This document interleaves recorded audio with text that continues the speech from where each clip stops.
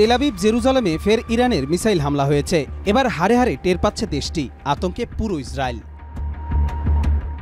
ইসরায়েলের রাজধানী Tel Aviv ও অধিকৃত জেরুজালেমে মধ্যরাতে ফের মিসাইল হামলা চালিয়েছে ইরান। 14 জুন স্থানীয় সময় রাত 1:30 এই হামলায় গোটা অঞ্চলে আতঙ্ক ছড়িয়ে পড়ে। বিস্ফোরণের শব্দে কেঁপে ওঠে তেল আবিব, আকাশে দেখা যায় ধোঁয়ার কুণ্ডলী।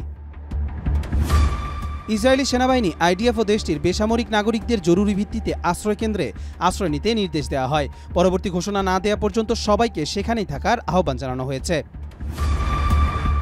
রয়টার্সের প্রতিবেদনে বলা হয়েছে, তেল আবিবে মিসাইল সদৃশ বস্তু আছড়ে পড়ার পর বিশাল বিস্ফোরণ ঘটে, যার ভিডিও ইতোমধ্যে ছড়িয়ে পড়েছে সামাজিক যোগাযোগ মাধ্যমে। এদিকে মার্কিন সংবাদ মাধ্যম নিউ ইয়র্ক টাইমস জানিয়েছে, ইসরায়েল পাল্টা আক্রমণের প্রস্তুতি হিসেবে ইরানের রাজধানী তেহরানের পাস্তুর এলাকায় হামলার চেষ্টা চালাচ্ছে।